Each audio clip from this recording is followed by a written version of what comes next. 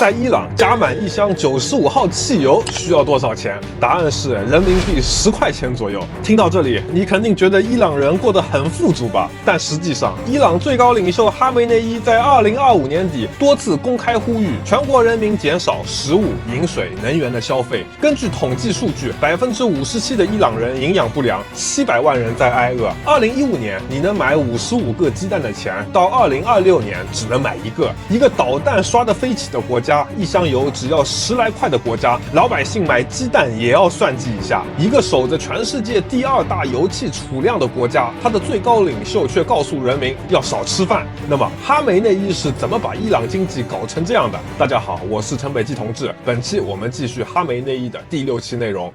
在講伊朗經濟之前，我們得先說句公道話。從1979年到2026年，美國對伊朗累計施加了超過5000項制裁。伊朗是全球被制裁最嚴重的國家之一。除了核武研發、石油出口相關制裁，美國人甚至還制裁伊朗的地毯出口、開心果貿易、魚子醬出口，這其中也包括了航空零部件。這導致伊朗民航的墜機率一度遠超全球平均水平。卡特跟伊朗斷交，里根把伊朗列入制控名單，克林頓全面禁止美伊貿易，小布什把伊朗定為邪惡軸心，奧巴馬強化域外制裁，特朗普則直接擊殺伊朗最高領袖。歷任美國總統花樣百出，一代接一代，想把伊朗置於死地。那哈梅內伊扛住了嗎？從伊朗的工業化進程上看，他做的確實不錯。伊朗是整個中東唯一擁有完整工業鏈的國家。2024年，伊朗生產了超過136萬輛汽車，全球排第12，比英國、意大利、俄羅斯都多，妥妥的中東汽車霸主。2家主力車企霍德罗和赛塔，你没听过吧？我也没听过，因為基本都是自產自銷，價格童叟無欺，一台車可能只要$2000。伊朗發電量也不差，人均4600千瓦時，而世界超級大國印度人均發電量才1200千瓦時。除此之外，伊朗的鋼鐵產量亞洲第5，導彈、火箭和無人機都已經完全實現了自主組裝和生產。對比隔壁只知道抽油的沙特，在被全球最強的國家絞殺了幾十年的情況下，能維持到這個程度，哈梅內伊已經超過了這個世界上絕大多數統治者。但是天降猛男不是每個國家都會出現的，哈梅內伊的統治證明了一件事：一個國家可以在制裁下活着，但活着和活得好是兩碼事。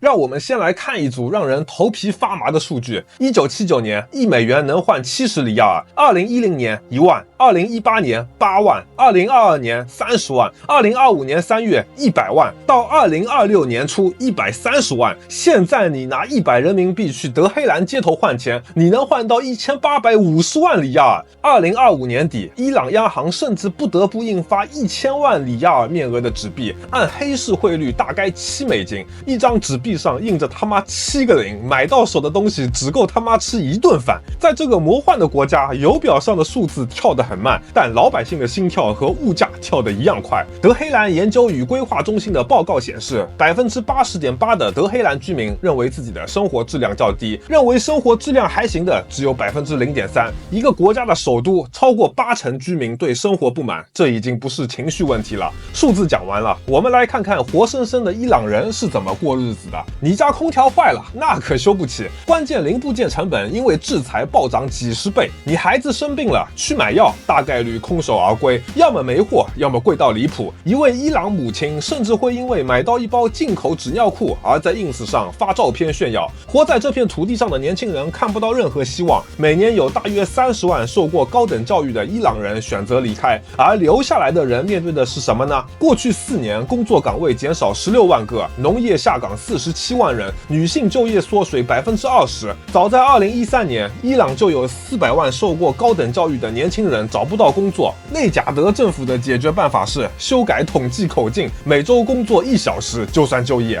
這些是伊朗人過去10幾年一直在忍受的日常。一個坐擁世界第2大天然氣儲量、第3大石油儲量的國家，人均資源碾壓日本、韓國，但每7個人裡就有1個在挨餓。伊朗人的日子爛成這樣，全是制裁的鍋嗎？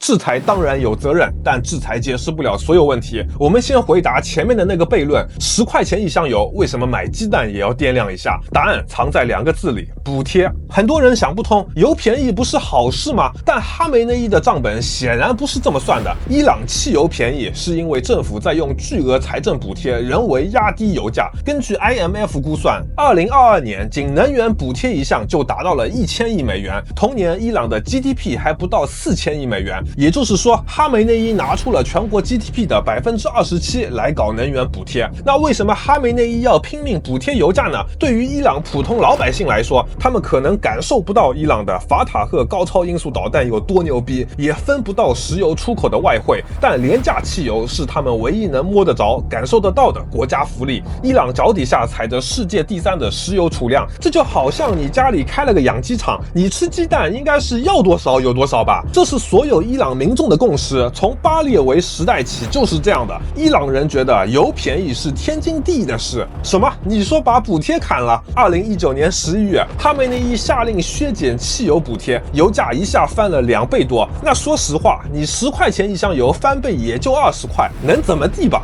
但伊朗瞬間有超過100個城市同時爆發抗議，哈梅內伊果斷下令鎮壓，至少1000人死亡，7000人被捕。這帶來的後果就是伊朗繼續承受着巨大的財政壓力，國庫沒錢了怎麼辦？只能開動印鈔機，錢印多了，貨幣崩盤，導致進口的糧食、藥品、雞蛋價格暴漲。所以，所謂的低油價，本質上是哈梅內伊從伊朗人的餐桌上強行偷走雞蛋換來的穩定他統治、穩定他政權的方法。如果只是補貼，其實還好，怎麼說也算是取之於民、用之於民了。但是哈梅內伊取之於民的遠不止於此，還有吸食伊朗人骨髓的革命衛隊和宗教基金會。革命衛隊上期視頻我們講了，在哈梅內伊的授意下，革命衛隊在伊朗開公司、造樓盤、修地鐵、修水壩、包攬機場運營，晝夜不停的走私商品。剛才我們說的，伊朗自產一輛小汽車賣2000美金，但因為制裁造不出的進口自行車，走革命衛隊的渠道要2500美金。從某種意義上說，制裁沒有削弱革命衛隊，反而給他創造了垄斷性的套利空間。這其中最賺錢的要數汽油走私。革命衛队把政府補貼的廉價燃料，也就是幾毛錢一升的油，走私到國際市場，一轉手就有幾倍、幾十倍的利潤。根據西方智庫的保守估計，革命衛队通過旗下560多家關聯公司，控制了伊朗50%以上的進口，30%以上的出口，掌握了伊朗經濟總量的20%到30%。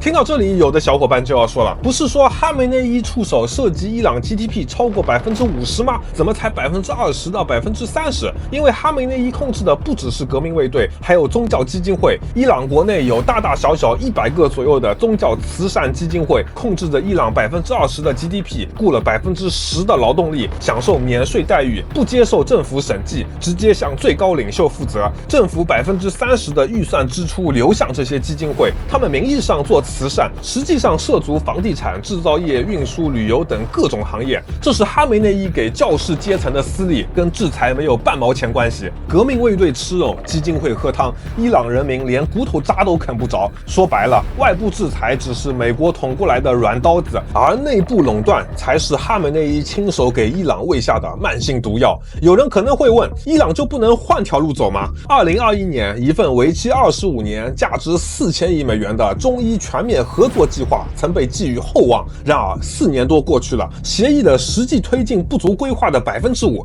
為什麼推不動？理由當然是多方面的，但其中一個重要的因素就是，如果這份協議走向全面、透明、制度化的合作，正規渠道重新建立，走私的利潤就會歸零，革命衛隊控制的企業將失去最核心的競爭優勢。所以，伊朗在地緣戰略上離不開東大，但真正當我們伸手想拉他一把的時候，他又把你推開。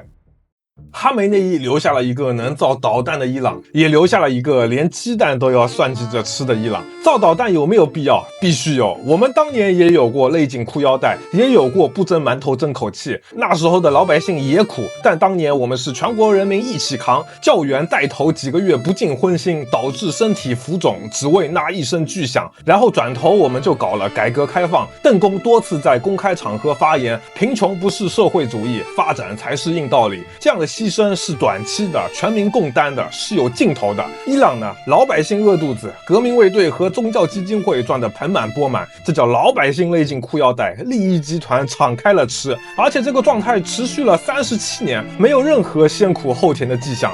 制裁有沒有責任？有，但制裁解釋不了為什麼革命衛隊和宗教基金會能壟斷半個國家的經濟，解釋不了為什麼10塊錢一箱油的背後是印鈔機在晝夜不停地轉。這些都是哈梅內伊自己的選擇，代價由伊朗人民承擔。經濟崩潰，人民怨聲載道，全國騷亂此起彼伏。一個從內部開始潰爛的政權，在外部強敵眼裡就是一塊任人宰割的魚肉。以上就是哈梅內伊系列的所有內容了。感謝你能看到這裡。如果喜歡這期內容，不妨點讚關注，這樣下次更新了，你就可以第一時間看到啦。我是陳北基同志，讓我們下期視頻再見。